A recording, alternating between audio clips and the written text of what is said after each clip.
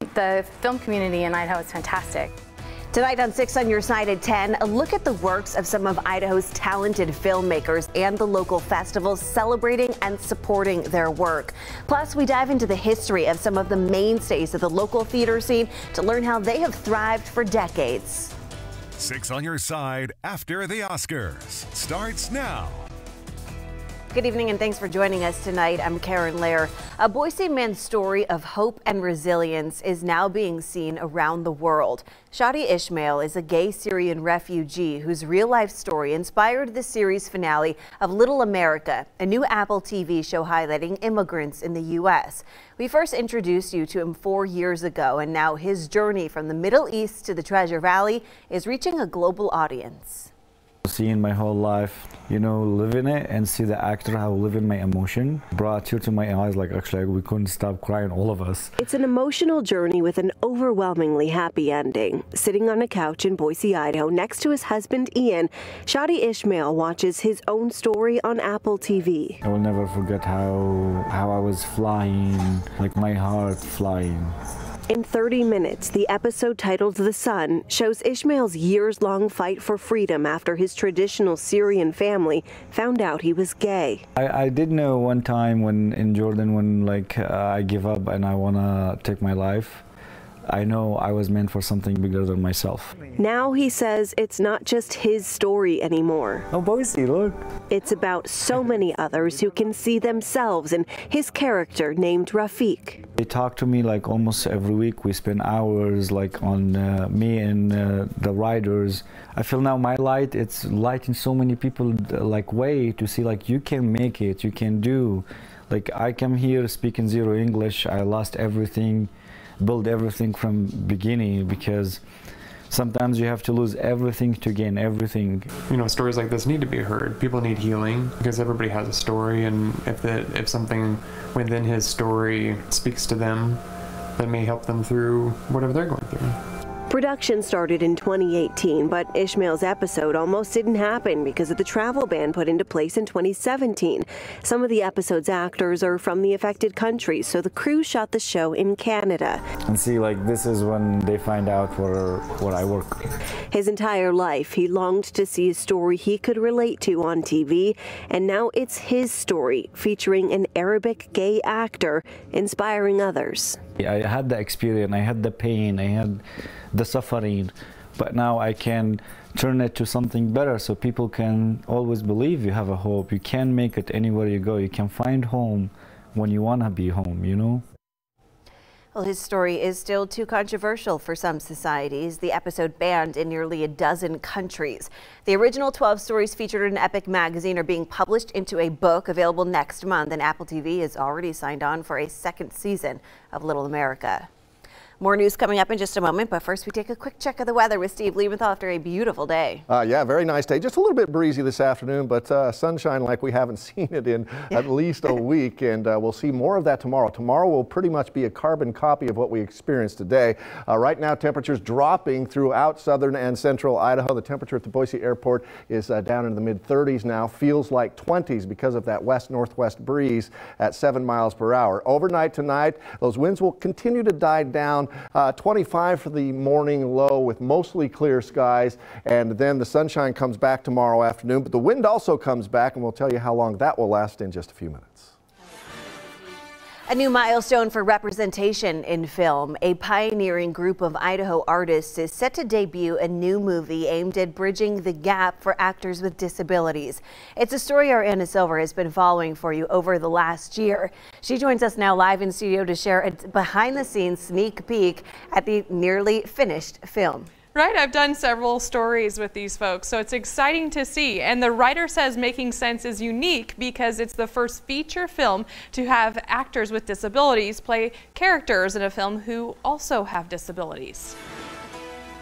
Making Sense explores the realities of living life with disabilities through the lens of 5 different characters. The executive producer and writer says the film has been a labor of love. A friend of mine was paralyzed about 10 years ago, gave me the idea for the story because he said, look, I used to look away when I saw somebody with a disability, and then overnight I became that person. I became less of a human being, and I thought to myself, there's a story there. This was Michael Barnett's first time acting in a film. Being legally blind, having no center vision at all, I use adaptive glasses to kind of help me learn the lines, so I didn't have the luxury of having somebody, you know, having the lines with me and saying, hey, I know the lines now.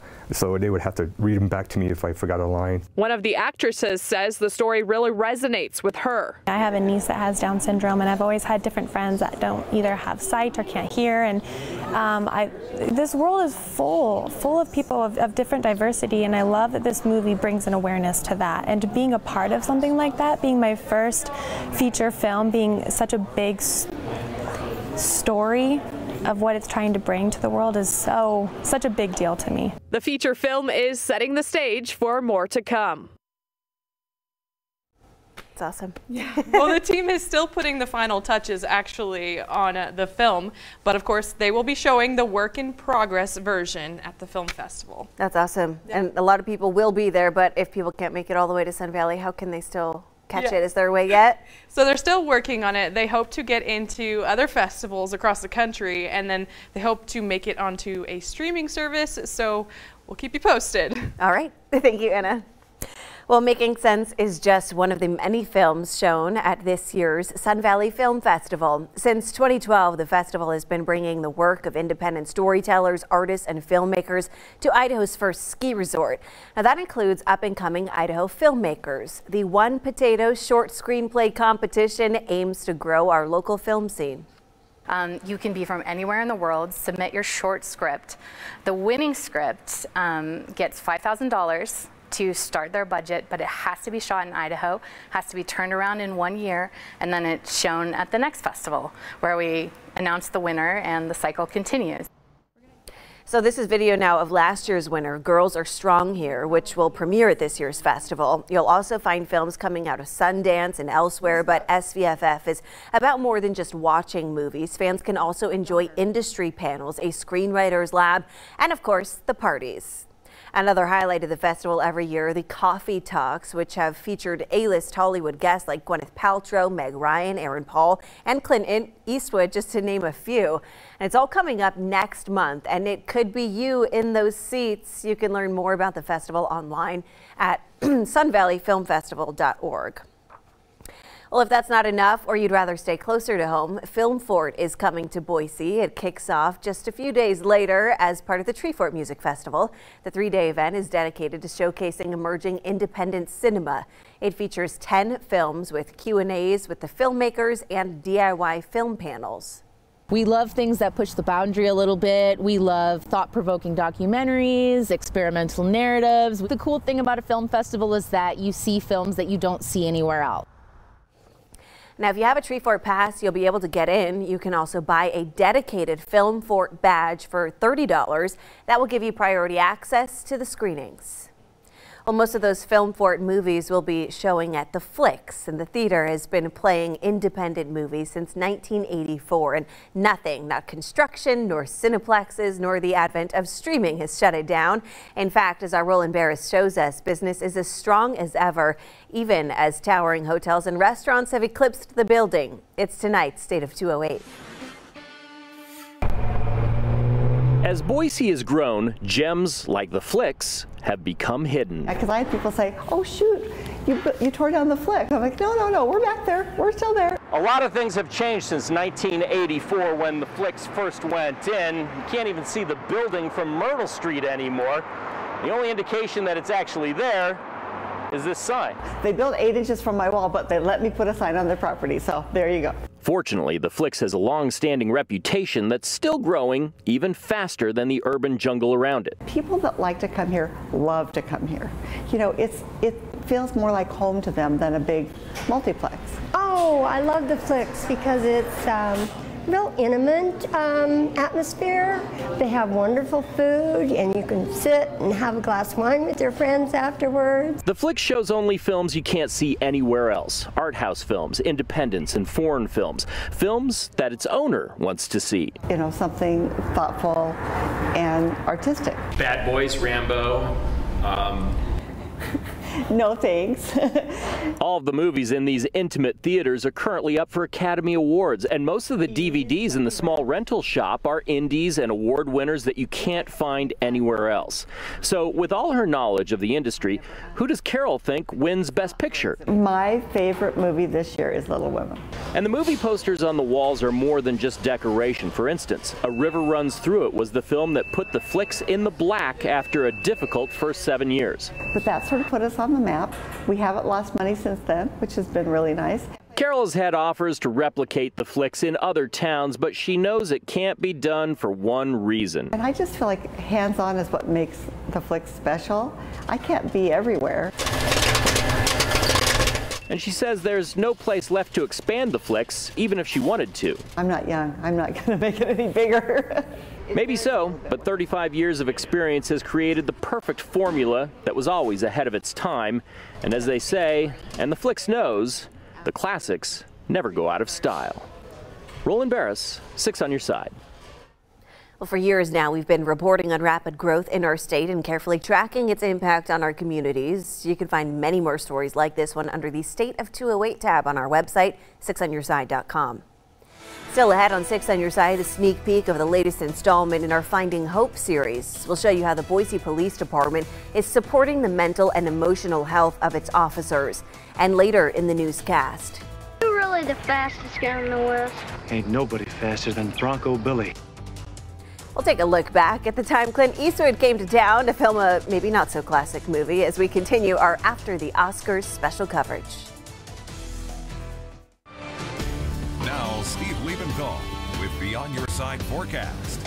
Well, if you didn't get to enjoy that beautiful moonrise this evening, hopefully you got to enjoy some of the sunshine that preceded it during the day. It was a gorgeous Sunday in southern Idaho with a high temperature of 46 degrees, 3 degrees warmer than average, morning low right where we expect it to be. We did have some wind this afternoon, and tomorrow will look a lot like today with sunshine and a bit of a breeze in the afternoon. It's 35 now in Boise. McCall's actually gone up 2 degrees in the last hour, 17 degrees right now in Stanley. Most mountain locations will be in the teens or the single digits depending on where you are. Feels like 29 because of that breeze in Boise, 21 in Mountain Home, and the wind chill 17 degrees in Twin Falls. And we just have a bit of cloud cover coming out of the north. That will go away by tomorrow morning, so we'll see lots of sunshine throughout the day. High pressure dominating through Wednesday, and then storm systems are lining up once again to hit us, and we'll see those clouds increase on Thursday, leading to a chance of snow Friday morning here in the valley. We'll talk more about that in a moment. In the meantime, sunshine tomorrow, afternoon highs in the mid to upper 40s after morning lows in the low 20s. Again, that wind picks up especially in the afternoon. West Central Mountains looking at partly cloudy skies. A chilly start to the day with those lows down into the teens. We'll call down to 14, 32 for the afternoon high there. And our valley extended forecast shows mid 40s right through the middle part of the week. In fact, 46 is our target right through Wednesday. Slightly warmer on Thursday with a high of 48 degrees. Those clouds will move in late in the day. Chance of showers, could be snow in the morning on Friday, but it will melt off in the afternoon, and there you see more showers of rain in the valley and snow in the mountains next weekend. It was nice getting out the sunglasses and opening the sunroof today. It was. Makes a big difference. Yeah. Thank you, Steve. Well, for years now, our Finding Hope series has explored the issues of addiction and mental health in our state with the goal of reducing stigma and improving access to treatment. As we've reported, these challenges affect people from all walks of life, including the professionals who help others in their time of crisis. It's part of the reason why the Boise Police Department is working to expand its chaplain program to support the mental and emotional health of its officers. After years of having just one chaplain on call, the department now has 6. This department's gotten to the size where it needs more involvement of others, and a single guy like me in that role is not going to even come close. Tomorrow night at 10 o'clock, our Frankie Catafias sits down with one of those chaplains to learn more about why the program is expanding and how it helps officers. You can also explore the entire Finding Hope series on our website, 6onyourside.com. Just click on the Finding Hope tab. Still ahead on 6 on Your Side, you can't miss it. An important piece of Boise's past and present sits right in the middle of downtown. How the Egyptian Theater became a cornerstone of local culture.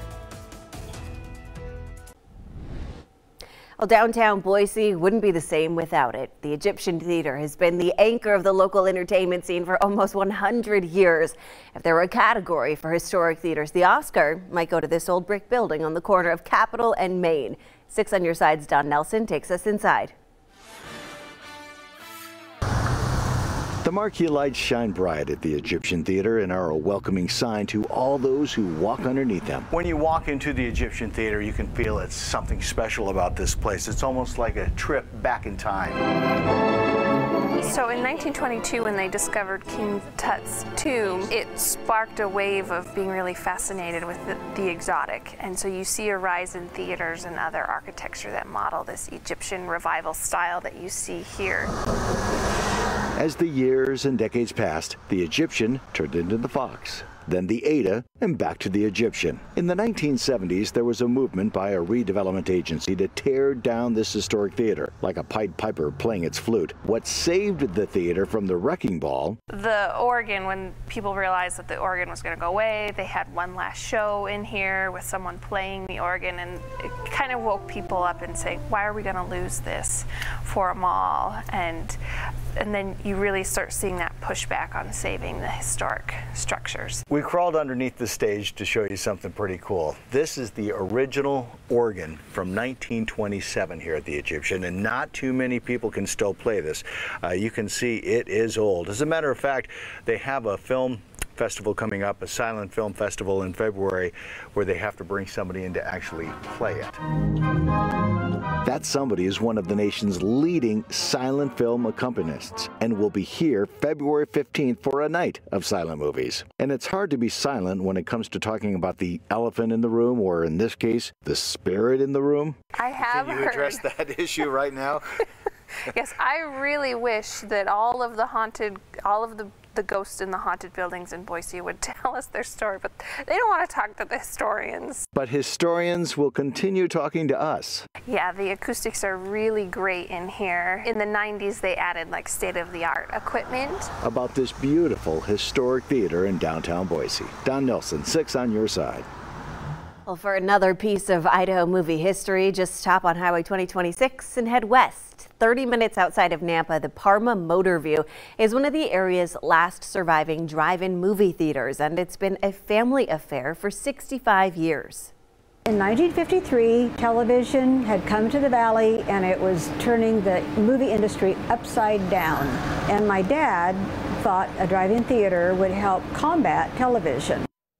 Karen Cornwall's parents built the Parma icon in the 50s and operated it until 1976 when Cornwall and her husband took over.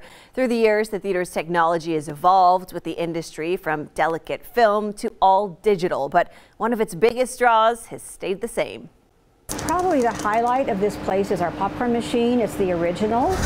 It's 66 years old, still popping the best corn in the valley. Cornwall's entire family has grown up at the Motor View with all of her children and now 7 of her grandchildren working at the theater at some point. Coming up on 6 on Your Side. There's a lot of cool people moving into town. There's a really great arts center here. And just sort of that community foundation is always what makes these films possible. We sit down with a local director to talk about his latest film and its roots in Boise. 6 on Your Side at 10 continues now. Well, if you were around the Boise area in the late 70s, you may remember when Clint Eastwood and his film company came to town to shoot the comedy movie Bronco Billy.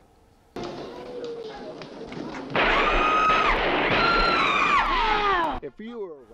Well, the movie wasn't exactly Oscar material. Those wins would come later for the film legend, but it left a mark on our community. Eastwood and his crew filmed all over the Treasure Valley, including Lake Lowell. One local woman led a project to remember the experience.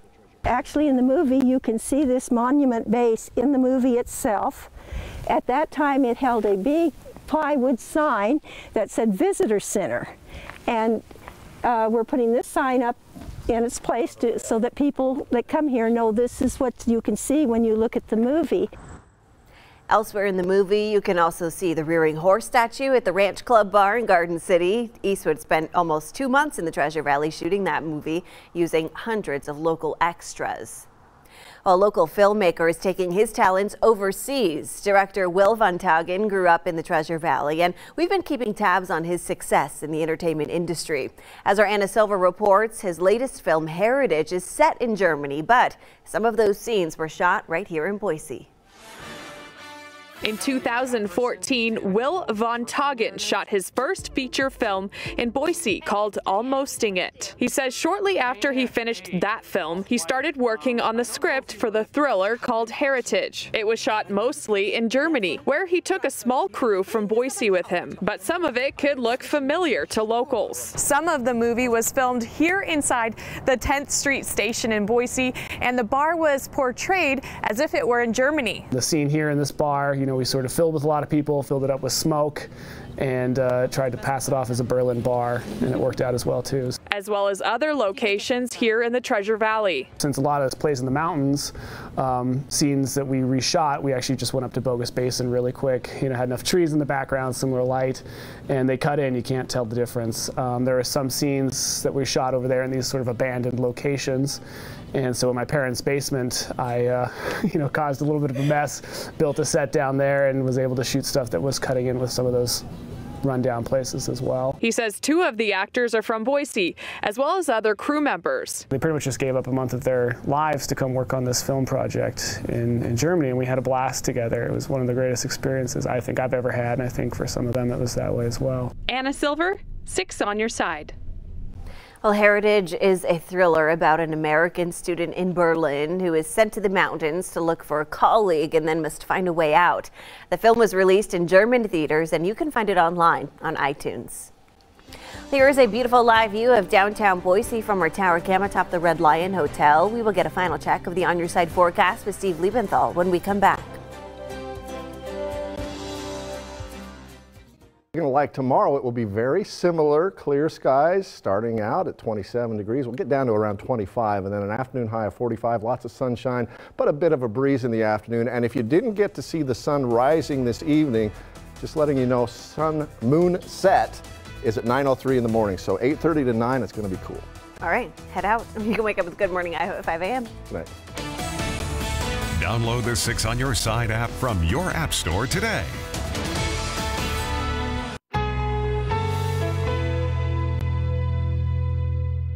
Portions of 6 on Your Side News are brought to you by Steve's Hometown Toyota and Optum Idaho.